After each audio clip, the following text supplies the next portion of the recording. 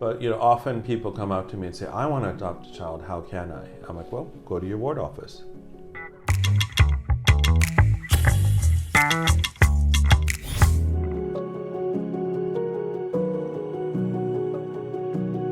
We've known each other for a long time. Yeah, I think the first time we met was probably close to 2014. Okay. And I think maybe at the time that you were the president of Actually, I was president from 2008 to 2012, but I still felt like I was president in 2014. Okay, So, I mean, well, it definitely was here, and you acted like president. Okay, there you go. And it was talking about kids who live in essentially orphanages, and I think at the time we were talking about ways to reach out to the community more, etc. Mm-hmm. And then I've always followed you on LinkedIn and run into you, etc. But yeah, we met here quite well, almost going on 10 years ago. Wow. Yeah. So Michael, tell me this. What is the podcast that you have? Because before I get into where you were born and everything. Yeah. The podcast we have is You, Me, We. So it's for the MPO. Let's say it again. It's You, Me, We. You, Me, We. Yeah. So we feel the three most important words in any language is You, Me, We, because that's where everything starts with. Mm-hmm. And initially it was interviewing donors or people that support us, but then we expanded to interview other people at MPOs that we met along the way, simply to talk about different views of helping people. Because I think it's very easy for anybody to walk into a refugee camp or walk into someone's house or walk into someone's life and think what they need to do. But our approach both at Yumi We and also from doing the podcast and talking to other people is teaching people about their toolkit and what they have in their toolkit. So when they approach a problem in their life or a challenge, not to run away, not to feel despair, not to feel alone, but to reach into that toolkit that they've accumulated and then see what they have available to them to solve the problem. And if they don't have all the tools they need, then they should reach out to the other people, that know them through the network that we've created for them. Now, what is it? Do you have a group of people that have been trained in doing this, or is it just something? In our NPO? In your NPO, yes. Well, we're not professionals at it. Okay. I think we do the best we can. Recently, we noticed that there was other groups that were probably articulating it better than we were, even though in practice we were doing the same thing. So, for example,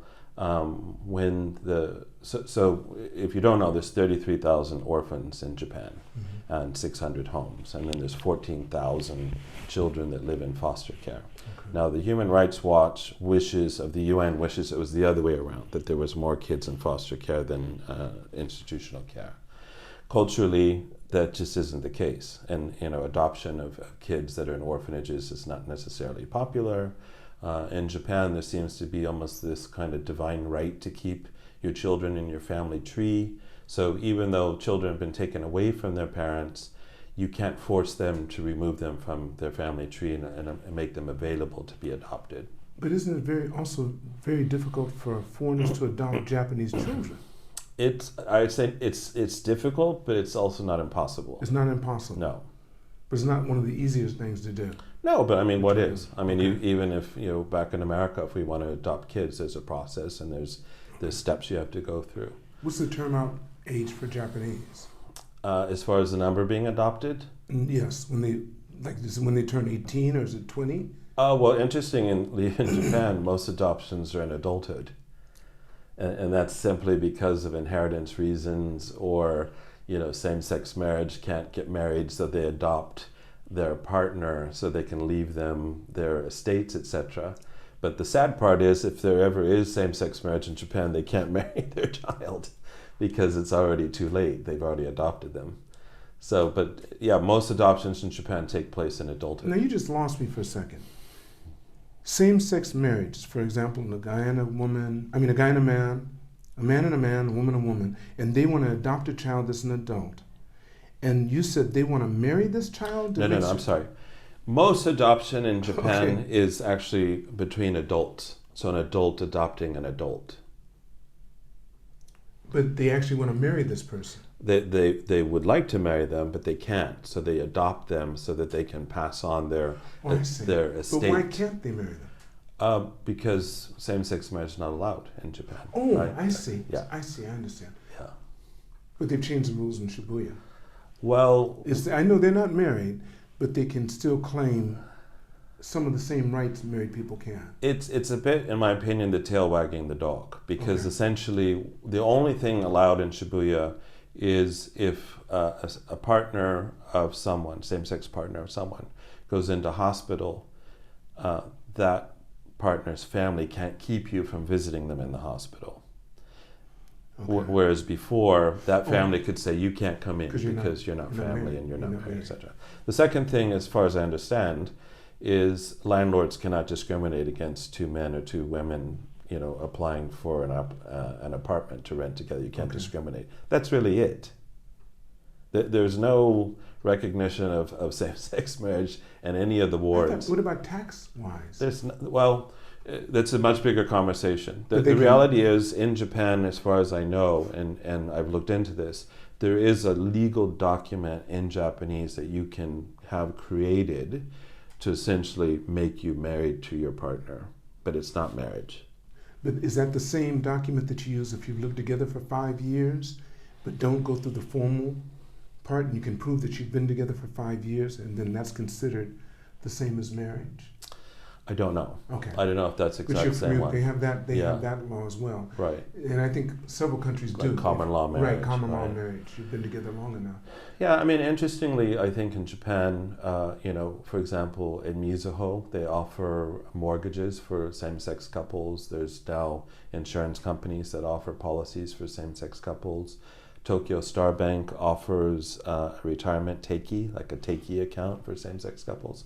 So Rakuten, it doesn't have an issue issuing a family card to your same-sex partner, whereas other banks won't. Mm-hmm.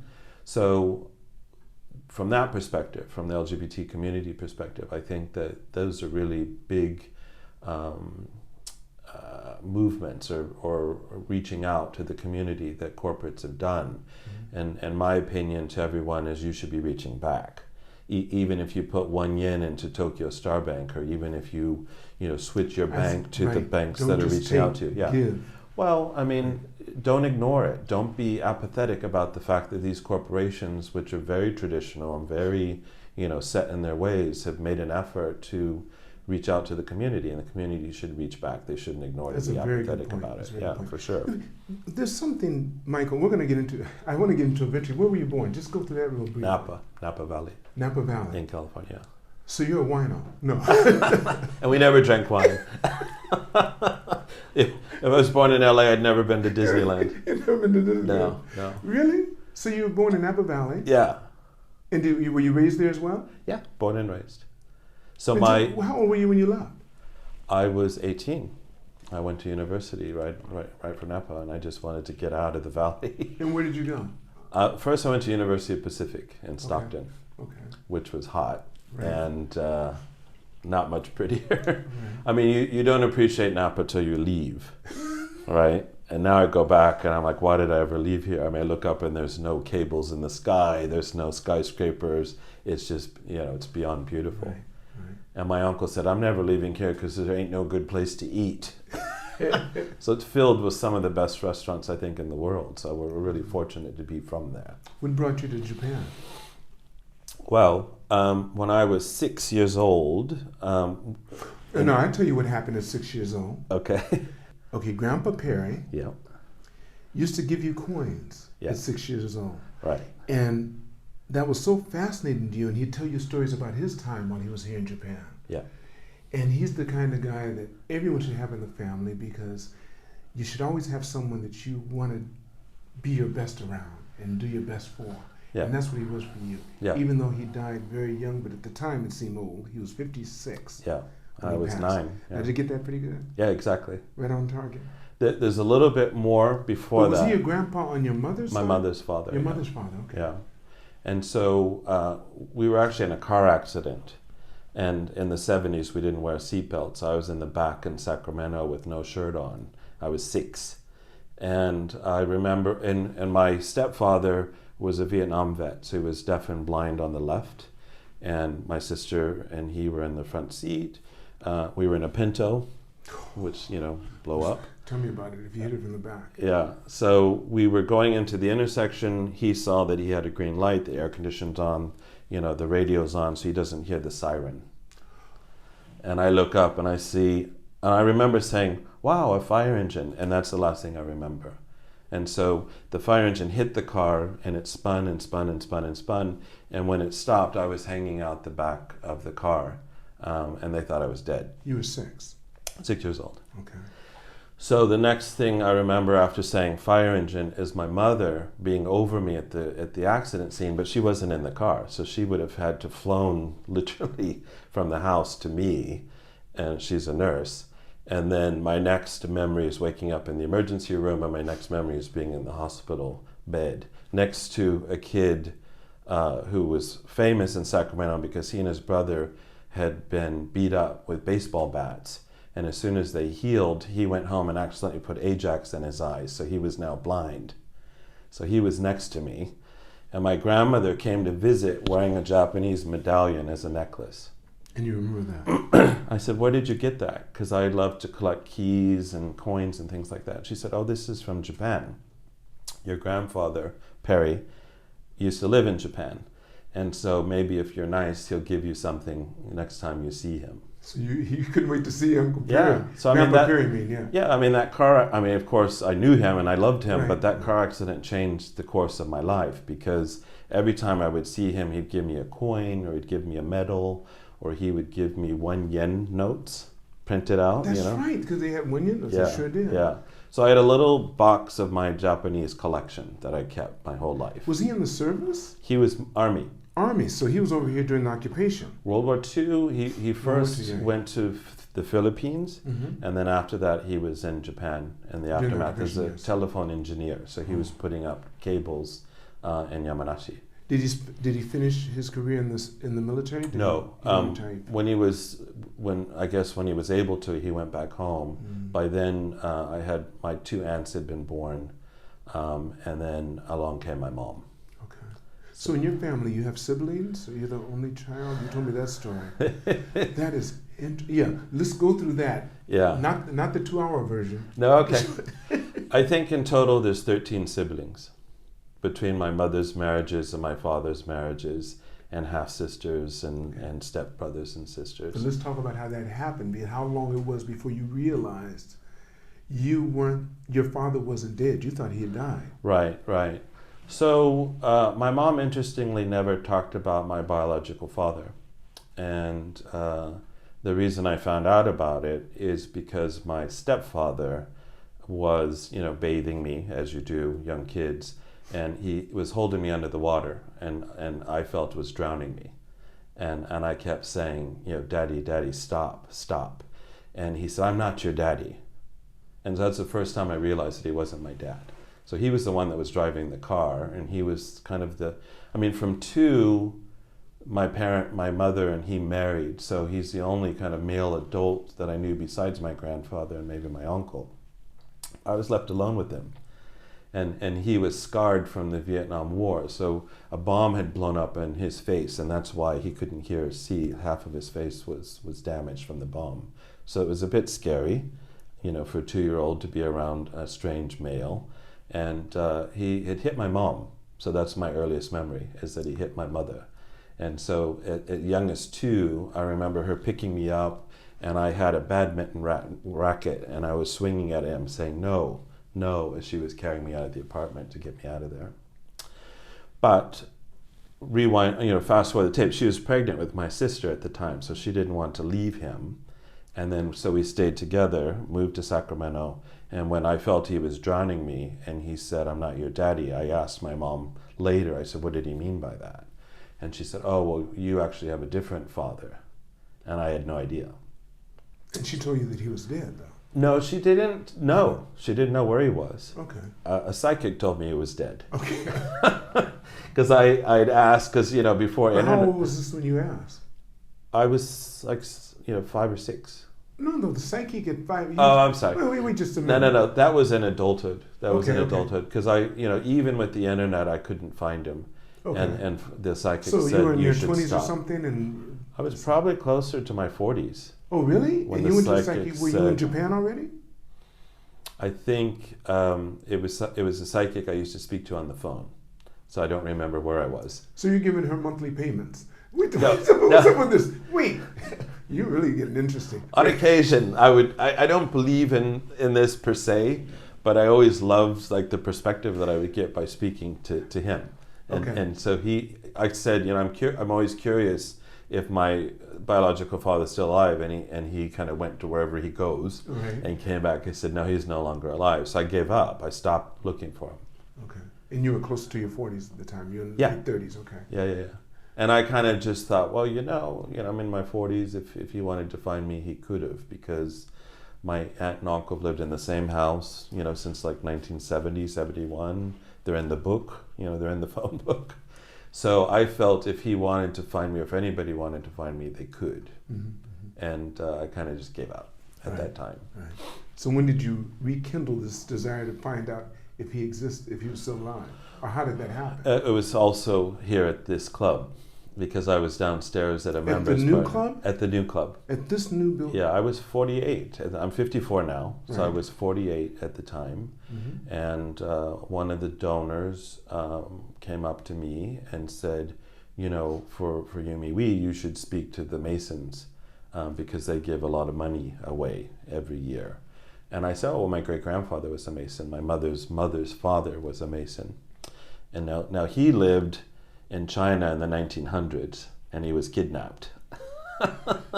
By whom? By people who just wanted this blonde-haired white. Oh, so they weren't blonde hair. They were Chinese. Yeah. Okay. All right. And so the family, I think, were spies. I mean, they were reporting about prison systems in China in 1900. They must have been spies.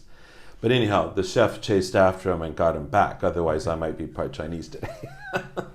So as the story goes, they moved back to San Francisco, and they were there for the 1906 earthquake. And so he remembered, the chandelier in his room swinging back and forth as he hid under the bed. But he also died at 56, my great-grandfather, but he was an engineer and he was a Mason. So when I heard about the Masons, I thought, well, I should go home and prove this link back to my great-grandfather. So I went home after the members' party here, and I went on to Ancestry.com, and I hadn't been on there for years, because that was also my mother's kind of legacy. She kept all that stuff analog version. So I took all the analog stuff about our family and put it on Ancestry.com, digital. And I added my daughters, because they'd been born since I'd been on Ancestry.com. Found the link to my great-grandfather that I wanted to share with the Masons. But then I clicked on my mom, who passed away at 49 in 98. It was maybe 99, actually 99. How old was she when she had you? She was about 18. 18, okay. Young. So your mother and father didn't marry? Well, again, she never talked about it. And Okay, then, she would be sitting in front of the TV drinking a tab. And something on TV would say, do you children know where you come from? And she'd say, don't believe you can't get pregnant when you have sex the first time, because you can. And then that's all she would say. So presumably, well, actually what happened is my mom had a car accident when she was about 17. So she had red hair. So, the story always goes that redheads have a temper, and she was dating a redhead. So they got in a fight. She drove off in a Neapolitan Nash and then slid off the road. And when the car stopped, she broke her back.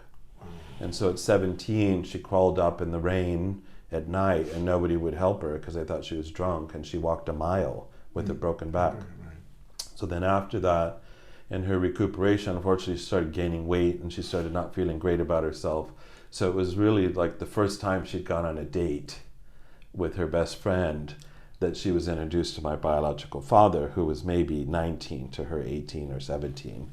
And yeah, first time for everything. And next thing you know, she couldn't lose weight at all because she found out she was pregnant with me. Your mother, I just from looking at your Facebook page and going through the pictures and clicking to see the comment you put in there, she said something very interesting too when you told her you were about to skydive.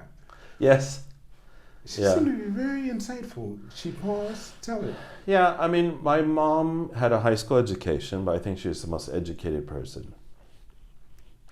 Her EQ was just phenomenal, wasn't it? Yeah. Isn't that beautiful? She took care of you all the way through. Yeah.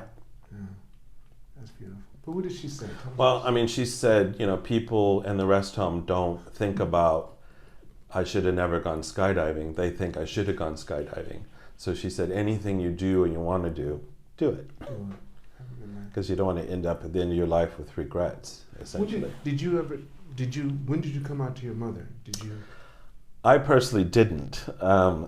My sister was visiting, and how old were you when you personally didn't? And she found out. 25.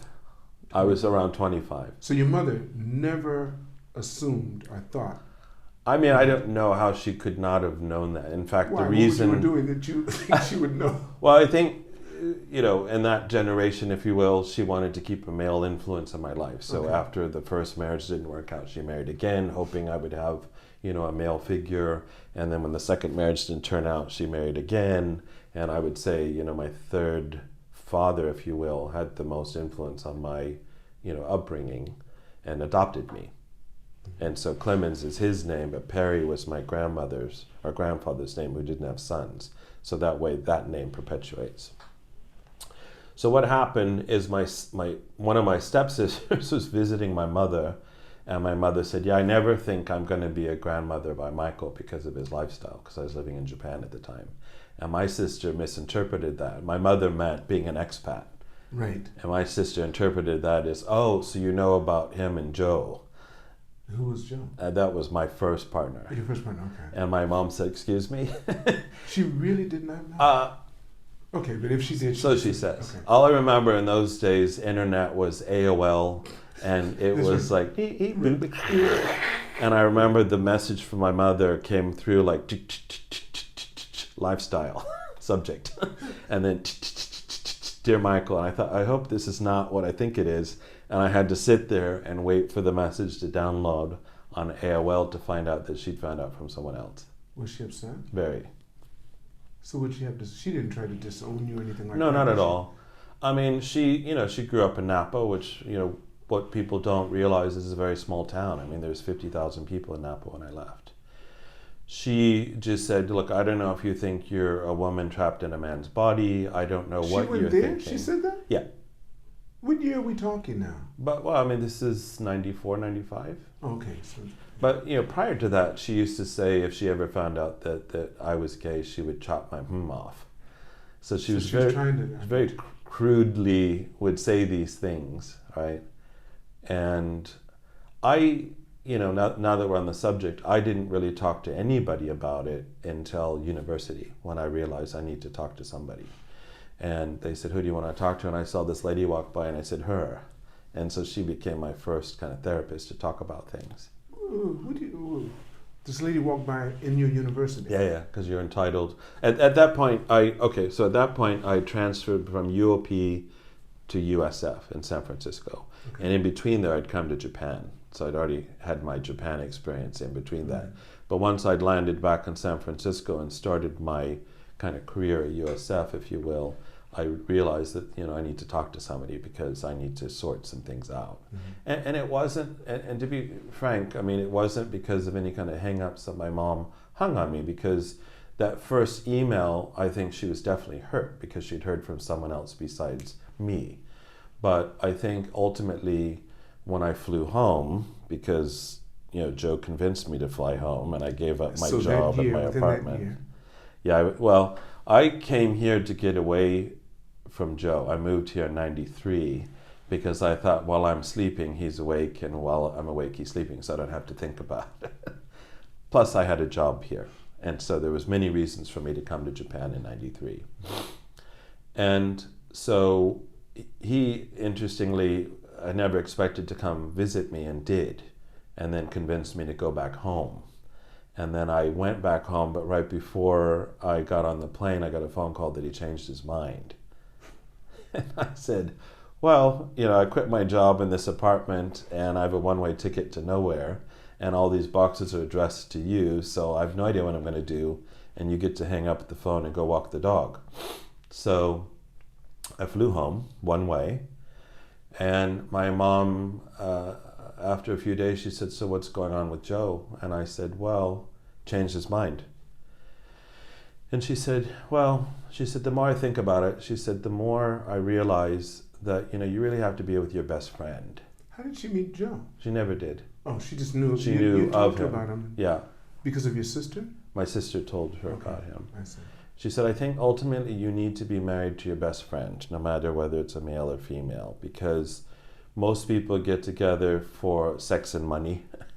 And when the sex is not interesting and money doesn't matter, what really matters is that you have a lot in common, with your partner. And she said, I can see how men, for example, could have a lot in common with each other in that respect. And so I felt that was her kind of coming to terms with it, and it was nice of her to say that. Now my father, who I call my father, my stepfather who adopted me, was from Oklahoma, and he is a country singer, and not really a cowboy, but a redneck for sure. But I never thought I'd have an issue with him, and I didn't. You never did? I knew he would not be a problem. How did he handle it? I wrote him a letter, and he wrote back and said, you never get over your first love. It doesn't matter if it's a male or a female. Isn't that beautiful? Yeah. Wow. Is he still alive? Yeah. He's the only one alive. And you still keep in contact with him? I do. Okay. I do. That's nice. That is so nice. So when you came to Japan, after that you go back to the States, one-way ticket. Yeah. Joe's no longer around, I'm assuming. Well, okay, it got a little complicated. Yeah. But he didn't come back with you, did he? Mm-mm. How long did you stay there before you came back? Well, I then got a one-way ticket to New York because I decided I wanted to hang out here and drag my feet on something that didn't work out. And I figured if I'm in America, I should, make the most of it. So I got a one-way ticket to New York. I stayed at a friend's apartment who was back in Texas because her father was unwell. And then I got a job at Goldman Sachs, believe it or not, through a temp agency to work in the mailroom. And what age now? So I'm 25, 26 now. So, first of all, when I came to Japan in the first place in '89, my roommate in college was half Japanese. And so he convinced me to come here during the bubble. And so it was very euphoric. It was the old club, first of all. But it was just euphoric, and I don't use that word that often. And I said to people who don't know it, I said it was like everyone won the lottery and got a bonus that day. Every day. That's a good way to put it. Every day. So true. And so I loved it. Who wouldn't? And so I got back to USF, and all I kept thinking is, how can I get back to Japan? How can I get back to Japan? And I had to work through school. My family couldn't help, so I worked all through school. And I remember one morning in San Francisco, I was reading the newspaper in the morning, and it said there was a job for an accountant at Yokota Air Base with University of Maryland. And I thought, that's a very peculiar job, but I studied accounting, and maybe that'll get me back to Japan, and I got the job. How long were you at Yokota? So I flew January 15th, 1993 as a civilian, and Fusa is not in Tokyo. They said it was in Tokyo, but But it is Tokyo. It's on the very technically, edge yes. of it. So I did the limousine bus, and I just kept going, and it was snowing. I remember it was snowing, and my salary was dollars, and I was making like $20,000, and the yen was at 133. Okay. And then the yen went to 70. So I wasn't enjoying Japan very much. You couldn't, no. Yeah. So I then switched to teaching English so that I could at least get a consistent yen pay packet every month. Were you living off base or on base? I had to live off base because, all the single military people got preference in housing. And even off base, they got preference and help for housing. So, and the other thing is, I didn't want to live in Fusa. I wanted to live in Tokyo. So I was commuting 2 hours each way every day. Oh, you mean you lived in Tokyo? I lived in Tokyo. I lived in Itabashi-ku. And I've commuted 4 hours a day. Wow. And I had to pay for that because they we're not going to cover your teiki. That's right. And Itabashi-ku, I wrote a book about my first years in Japan, and it's called Raw Meals and Deals Behind the Omote, and it has a picture of a lady in a kimono with a dragon tail coming out the bottom. And I said, Japanese society is like a kimono. There's many beautiful layers, but there's many layers underneath that we don't know about. And I felt I learned a lot of them in my first few years in Japan. So in Itabashi, in Takinagawa, we found a dead guy in our river, and we had to call the police, and he'd got, somebody just offed him and threw him in the river and pulled him out. We had a duck that had an arrow in its side. Another morning, I was opened up the shutters, and the police are out there with this guy who'd killed a cat and thrown it in the river. And the guy upstairs was I guess, New Zealand. And he said, "Did you hear what happened to the guy upstairs? He's the one that hit and ran somebody the other day, and the helicopters were looking for him." So, you know something, Michael, when you're saying all that, and I'm thinking about my time here in Japan, that seems so mild compared to the other places in the world. Unfortunately, it seems so mild. Yeah. And that wouldn't even make the newspapers. No, and I don't think it did. You should explain what Itabashi is compared to the rest of Japan and Tokyo. That's like low rent area. Yeah, it is. Real low. It is. I mean, I'd come home, drinking with my friends at 2 a.m, lock the door, and somebody would knock, and I'd say yes. And they didn't know and the wrong place. Tomodachi. They wanted to come in. They reeked of paint thinner and want to come in and party. I'm like, there ain't no party here. So I never knew what was going to happen. That's right. Yeah, but so that was my first dip in Japan. And then I was at Goldman Sachs back in New York in the mailroom. And then I realized I don't have a guarantor in New York, and all these jobs I'm applying for at Japanese companies, my Japanese isn't good enough. So here I am in America, I don't have a guarantor, my Japanese isn't good enough. Japan, you mean? No, this is when I was in New York at Goldman Sachs. Okay. In New York City, you pretty much need a guarantor or a co-signer for your apartment. Okay. At least in those days, or my age, or whatever the case may be. Mm-hmm. So even though, I was basically receptionist to John Corzine and Hank Paulson, so I mean, I was on that floor to keep people from going into their office. But then I needed to make money because half of my salary went to the temp agency. So I was only making $9 an hour at Goldman Sachs.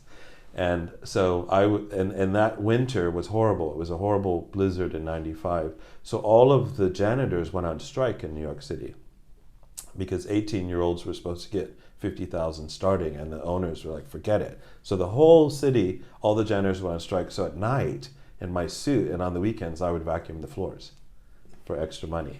So I got to go into the retired partners' floors. I got to vacuum John Corzine's office and Hank Paulson. Of course, I didn't touch anything, but just vacuum and everything.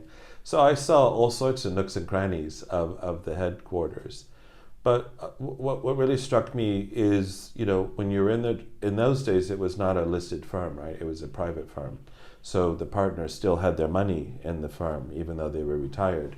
And what struck me when I was vacuuming is you could tell this guy, it was all men, this guy was successful in the 50s because he had a picture with Eisenhower. And the decor was very 1950s. This guy was, in the 70s. He had a picture with Carter. And there was one guy who had like 7 folders on his desk, and it said like money, legal, communications, house 1, house 2, house 3. And the secretaries all still worked for them. So this guy would come in once a week and then open these folders, sign things, look at things, and file things, and then leave. So that became kind of the basis of my organization skills. And when I came back to Japan, I did teach English for a little while, but I got into operations at Smith Barney and became, COO of many investment banks. And basically used that philosophy of organization to help. And I had a hedge fund at one point. I came back to Japan and was with Barclays in 2007, and that's when someone asked me to play Santa Claus at an orphanage in Hiro. And apparently that land was gifted to them by the great-grandfather of the current emperor, like maybe even the great-great-grandfather. So you don't think Hiro should be a place that has an orphanage, and it's right between, I think, the Qatar embassy and another embassy. But there's an orphanage right in the middle of Hiro. It's called Fukudenkai. But then generally, if they've been taken away from their families, they're there from 2 to 18 in the same home. But when you go into the homes, you hear all sorts of dialects. So they've been taken away from people in Kansai. They've been taken away from people in Tohoku. So the parents don't know where they are. They don't only have orphanages here in Tokyo, do they? They're all all over the country. All over the country. There's 600 in the country. 600. But there's 3 million kids living under the poverty line in Japan. So the way I Along describe with their it, parents? yeah. Okay, of course. So I describe it as 3 million kids coming down the river, and we've saved 33,000 in institutional care, so they get 3 meals a day, and 14,000 into foster care. We're still 2.9 million kids going through life in poverty. What got you involved in doing this, Michael? What made you decide to care so much? Well, I mean, someone did ask me to play Santa Claus, and when I walked in 2007 in Fukudenkai, my friend Richard, and when I walked in, I noticed the kids were half, a lot of them. And I was not happy because I thought, I hope that's not the reason that they're in this orphanage, because they're not pure. No, That's generalizing a lot. But what I noticed is, for example, the following summer, because we continued to volunteer there, at the Matsuri, a lot of the moms would show up. And like, okay, mommy's leaving now. And they're like, okay, see you later. So they couldn't keep them at home. So then you realize maybe it's an economic reason, maybe because of the job that she has, she can't keep them at home, etc. So in that case, they still belong to her and she still sees them. But in other cases, the parents have no idea where they are.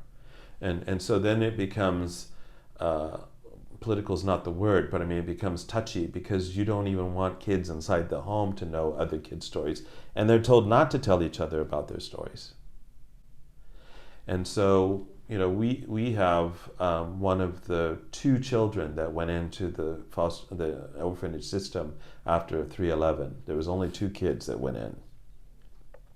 Now, there were many orphans because of the disaster, but Japan opened up the law temporarily to let extended family members adopt those kids, and then they were then now part of those families legally. But it did 2 things. Now they don't get any tohoku benefits, and now those families have the burden of having extra mouths to feed. And there was only 2 children out of all the kids from 3/11 that went into the system, and we have one of them. He's now 23. Well, I mean, we have, as far as Yumi, he works for us. Oh, he's an adult. He's an adult now. But the reason I bring him up is no one knew he was from Fukushima. So I went to the home he grew up in. So his story is he was raised by his grandparents, and he's still processing stuff. Because we just found out his great-grandmother was also in the house during the tsunami, and he didn't say that until like last year. So he's still processing stuff. He was elementary school, was heading home after school. The alarm went off that tells him to go back to school, but he knew his grandmother was in the house on the cliff, and he didn't know what to do, so he went back to the school. The tsunami came, took the grandmother, and I guess the great-grandmother in the house. They've never found them. The grandfather was a fisherman who got knocked off the boat, presumed dead, but they found him a year later in Kesanuma. So here's this elementary school kid. Just one thing totally changed his life. He was raised by his grandparents. His biological mom, no, his sister came to get him from Sendai and brought him to Sendai. His biological mom found out he was alive and came and got him, but she was also quite cognizant of the fact that he was going to get tohoku benefits. So she spent them, and he would go to school, and the teacher said, you don't seem so genki, what's going on? He said, well, I'm hungry, and I don't have any money. He said, well, where are your parents? He said, well, they left me 1,000 yen and they went on holiday, and I don't know when they're coming back. Was he half? No, he's Japanese. And so they called the authorities, and they brought him in and fed him and kept him until his mom came back from holiday. And then she was furious that he had said anything. And so she took him back, and then she was abusing him. Her and her husband were abusing him physically. And he kept falling down the stairs at school to make excuses for all his bruises. And finally a nurse said, these are not bruises from falling down the stairs. So she called the authorities again, and he was finally brought into the system.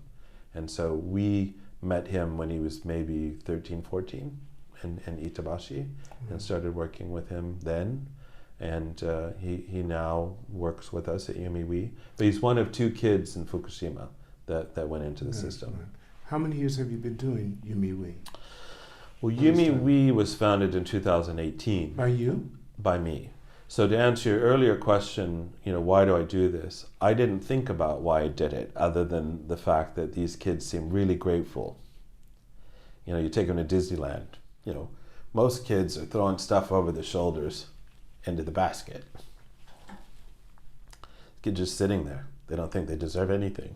Right, because they never got anything, except for hard And I was just flabbergasted. Like, how can they have the control not to ask for something? Yeah.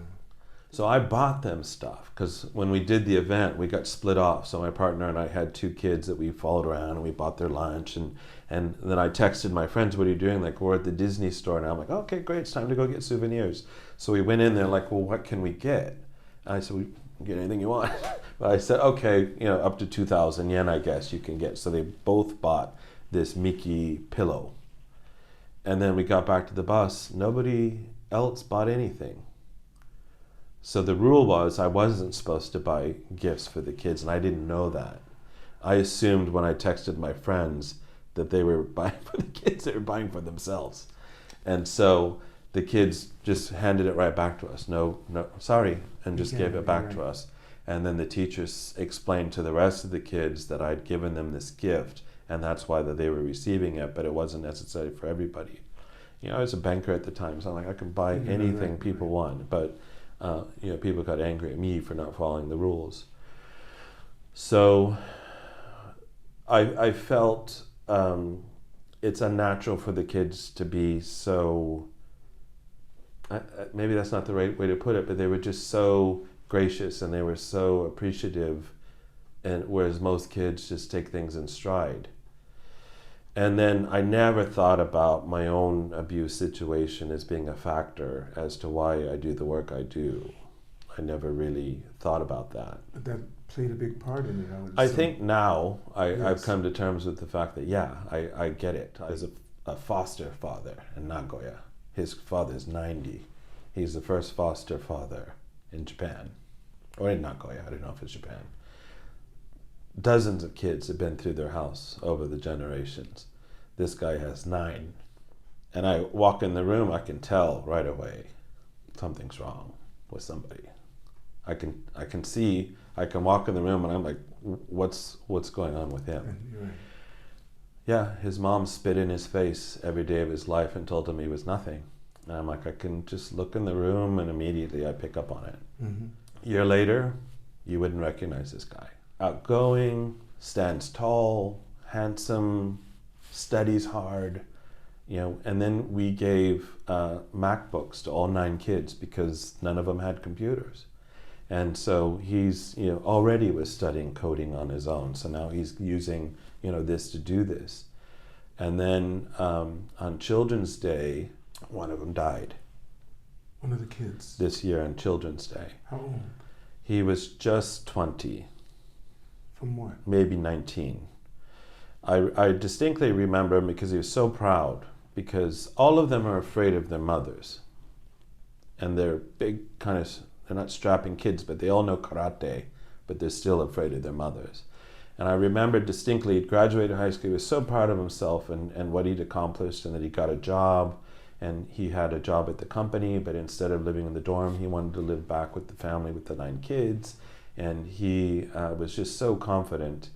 And then on the Friday, he had a car. He'd bought a car because he was working, and he drove the dad to an event.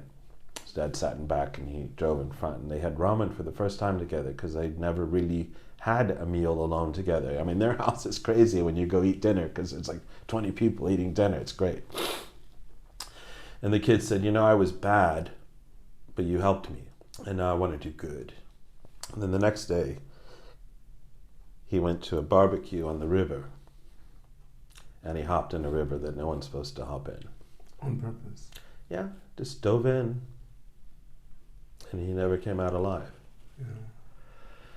So his father, the foster father runs abusive parent retraining. That's his job. That's his NPO. So the reason I know him is we're trying to do a social impact bond because, if you look at 100% of the kids in the homes, a third are happy where they are.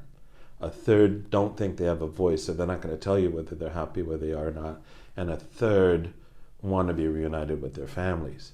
And so this guy does abusive parent retraining so that they can be reunited with their families. And so my whole thing is, there's something called ACE, Adverse Childhood Experience. And if you score a 4 on the test, you're a survivor. I scored a 6. So these kids all have suffered trauma. And so I think as a society, unless we come to terms with the fact that the reason most people are in prison or homeless or commit suicide is because of childhood trauma. And so, what this guy's doing is retraining people to be good parents. Even with me, I'm like, our house is chaos in the morning. Everybody's screaming, everybody's late, nobody's getting things ready. And someone said, well, why don't you prepare the night before? I was like, yeah, why don't I? So, you can see, just the simplest things that, people can get advice about. But one guy I met was an abusive father. I always never thought twice about the abusive parents. I just thought, well, these kids are better off without them. I never thought twice about them. So I went down to Nagoya to meet them, and there was 2 fathers who were abusive fathers who'd gone through the training and become trainers. And one said, well, look, when I grew up, people threw knives at me, so I didn't have a great upbringing. And then when my child was born, I didn't really have the network around me or the intelligence around me to explain anything to me, and I got frustrated and I abused my son, and he was taken away. But when he was taken away, they diagnosed him with Asperger's and ADHD, and he had no idea what that was, and now he realized it wasn't that he was a lousy father and the stress he had was not extraordinary. He just had a child with special needs and needed training. And so he got that training, and now, his child's back with him. The other gentleman said, well, my family was fine with me. It was my baseball team that used to abuse me. And I took that out on my kids. I'm never getting my kids back. But I work here to try to train other people so they don't have that same fate.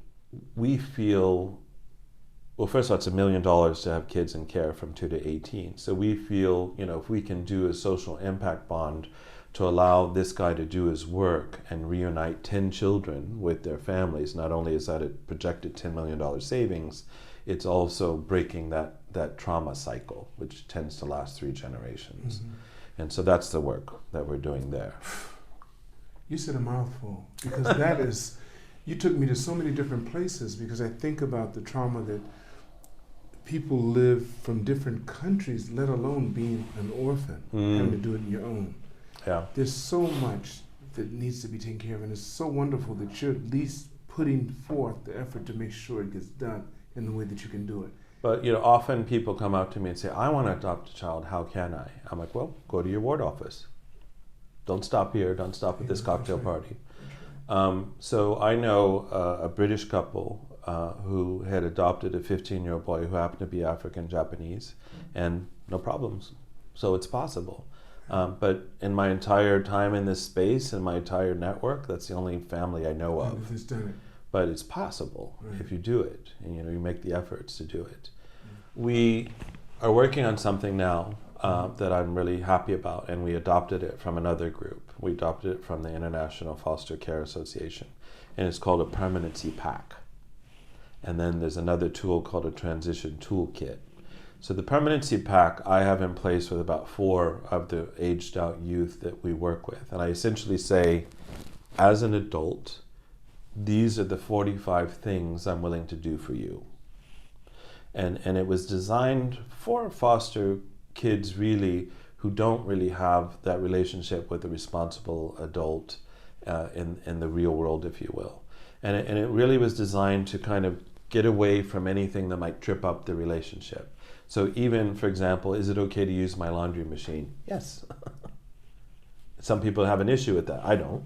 So I said, I'm willing, and I've read all 45 items, I'm willing to be there for you for these 45 items. For how long? Rest of your life. Okay.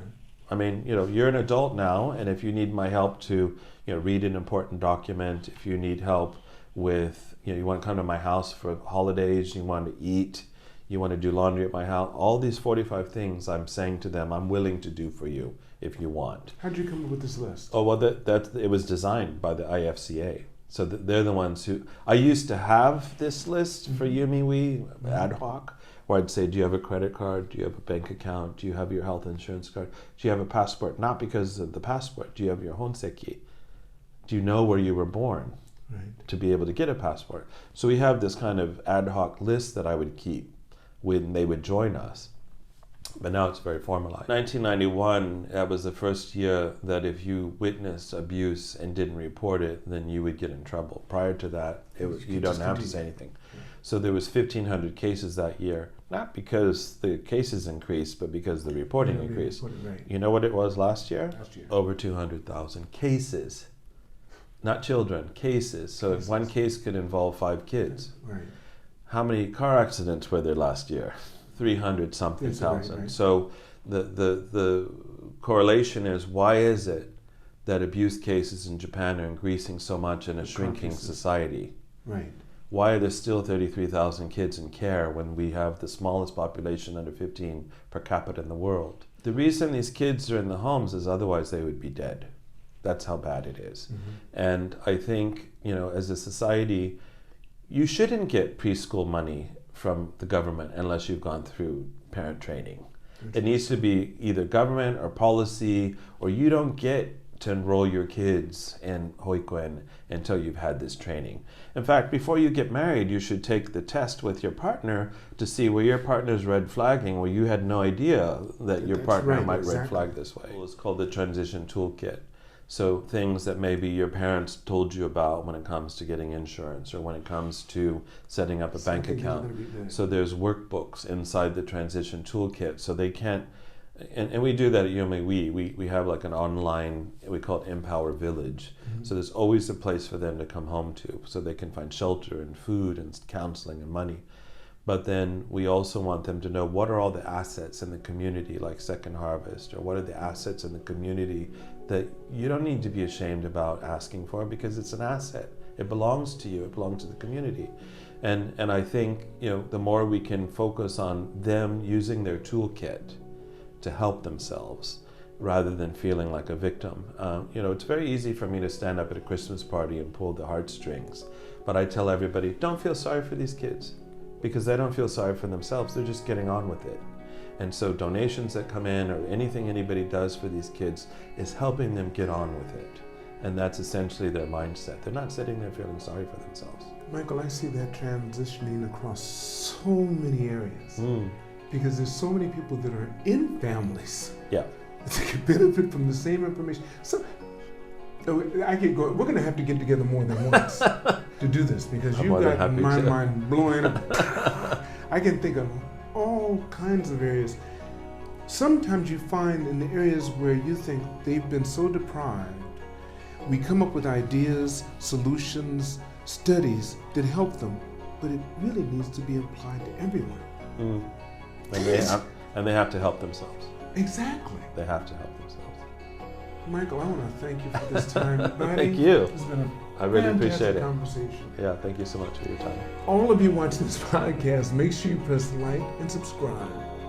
And remember, it's all unknown, so continue to reach for the stars, because you're too blessed to be stressed.